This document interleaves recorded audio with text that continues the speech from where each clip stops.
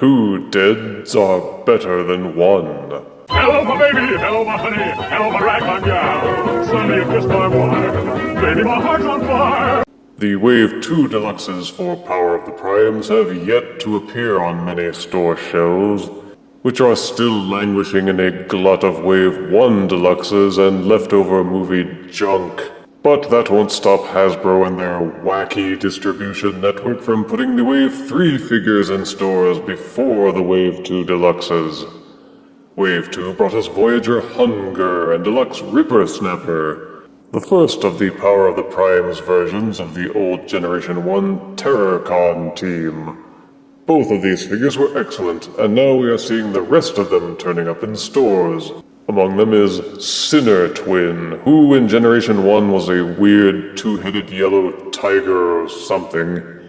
The Terrorcons didn't get much screen time in the Generation 1 cartoon except as Abominus. The box is the usual Power of the Primes Deluxe style, with the figure and accessories visible inside, character art on the front, Abominus on the side, and on the back, studio shots of the figure in both modes.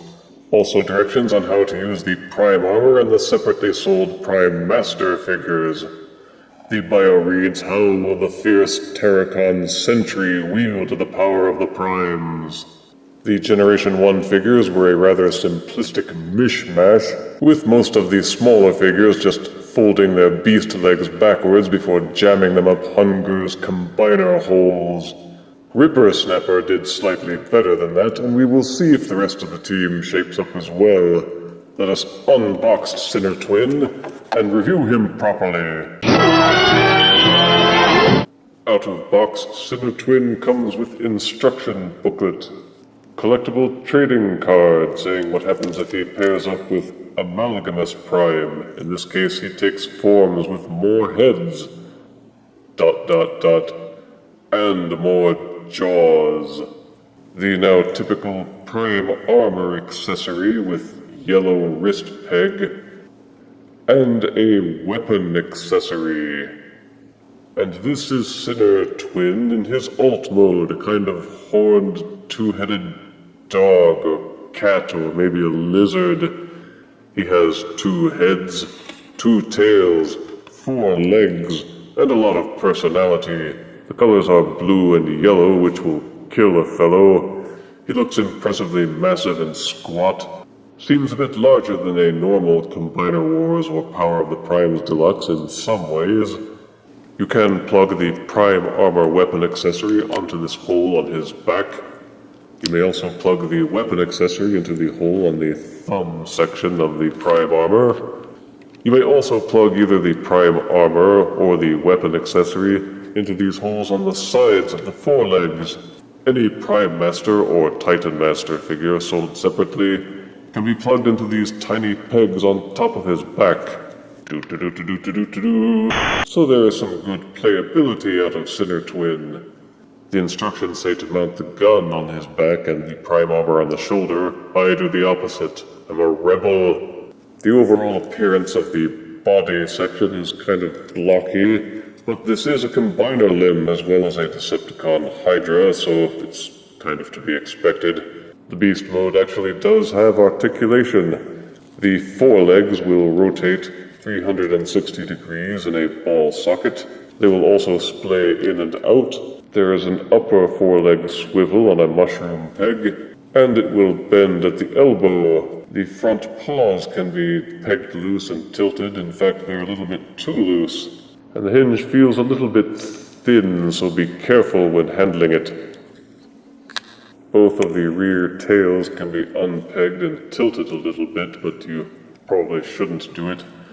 He will not bend or rotate at the midsection, and the rear legs will also rotate 360 degrees. Even one rotation joint in this midsection of the rear legs would have been nice. Both of the beast necks will swivel up and down on this hinge, and each one of the heads is ball-socketed. It will rotate and tilt up and down. They even gave opening and closing jaws to both of the heads, which was a nice touch. The figure feels a bit hollow, and if I had any complaint, it's that the plastic feels flexible and weak in several places. You are advised when posing and transforming to handle with care. It may be vulnerable to plastic fatigue and maybe snapping, especially around the rear section of the body, the foreleg section, and the beast's necks. But there's still a lot of posability and playability in beast mode, and is just fun to fiddle around with. Just be careful when doing so. Sinnertwin's transformation is simple and effective, but again be very careful when transforming him so that you don't break the plastic. Rotate the rear legs down a little bit to get them out of the way. Untab the tail sections. When doing so, it's best to keep your thumb here and to pull them loose so that the weak plastic here does not have risk of breaking. You can then use the tail sections as a kind of lever, but again brace them with your thumb and pull the lower body sections apart. Make sure that the rear legs are pushed down and out of the way so that you can open them fully. With these panels open, you will have enough clearance to fold the lower body sections away from the upper body. Inside there is a set of dual hinges by the knee. Brace your thumb against the base of the thighs and rotate these hinges upwards until the knees have reached this point here. Brace your thumbs inside and separate the lower body halves. It is then safe to reclose these rear panels and tab them back in place. Lever the tail sections down until they're lying flush against the backs of the thighs. Then rotate the rear legs. You will see this tab here and slots on the inside of the leg.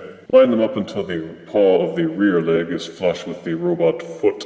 You will see a hinged section near the foreleg. Using this round section of the foreleg as a brace, untab the hinge and rotate it forwards until it locks near the upper part of the shoulder. Be very careful because this plastic feels weak. Untab the paws of the forelegs, not a difficult task because they're so floppy and loose. They will tab together at the back of the foreleg. Rotate the robot fists out of the forelegs. Underneath the beast necks you will see this secondary set of tabs that kind of is molded to look like jaws. Brace your thumb against this section and untab the necks. Swivel them backwards and lie them flush against the robot back. There is also a second panel on the back. Brace your thumb here and rotate it outwards. Then flip out Sinnertwin's robot head and lock it into place. Sinnertwin has a thuggish look as a robot, similar to Ripper Snapper. His chestal area is thick and blocky, but not out of proportion with the arms and the legs. You may plug the armor into any one of his hands as a weapon or shield. Ditto with the weapon accessory. They will also still plug into the holes on the sides of the arms. And for a change, Sinnertwin actually looks okay with the prime armor plugged into his hole on the chest. It doesn't seem to add too much to his overall bulk. Or perhaps he is so bulky already that adding a little more just doesn't distract much. The colors are well maintained, and there is plenty of sculpted detailing to enjoy. And as always with the prime armor, you may remove the tiny plug from the top and give that to Sinnertwin as a weapon, and fill in the gap with any Titan or Prime Master figure. Sinnertwin's articulation is standard, with a 360-degree rotating head, 360-degree rotating shoulders with ball sockets that allow for proper splaying. Upper arm rotation is included. The elbow will bend over 90 degrees, and the hands will tilt in and out a little bit as part of the transformation. Full 360-degree waist rotation, upper thigh rotation on a mushroom peg. The knees will bend backwards about 45 degrees and even bend forwards a little bit. There are no feet to pose, but the base of the legs is so wide that he maintains stability in lots of poses. So you can get an excellent range of motion out of Sinnertwin despite his blockiness. There's excellent posability, and the only disappointment is that the beast legs are just stuck there, but Ripper Snapper did the same thing, and it looks like all the Terrorcons will. Well, at least they're consistent. Transforming from bot to Gestalt arm is easiest. Untab the back panel and tuck his head back inside. Fold back in the fists. Transform the forelegs as if you were turning him back into a beast. except rotate them so that they are inverted. You will see this tiny hole, which is shaped to match exactly this peg at the side of the body. Line them up and push them together. Keep the beast heads and necks tilted against the side of the body. You will see a combiner peg hole tucked up inside this leg. Untab it from the panel, swivel it down and reclose. Inside the legs you will see sets of tabs and grooves which push together. Rotate to the waist depending on whether you are turning him into a left or right arm. Transform the prime armor accessory into a fist. And plug it into the base. Rotate out the combiner port. And here you have Sinnertwin as a Gestalt arm. As an arm, he feels nice and solid and has all the articulation you would expect from a deluxe combiner limb. You may swivel the fist. You may rotate the waist joint so that the elbows will turn and bend. And the combiner port itself will of course rotate 360 degrees on a ratchet joint.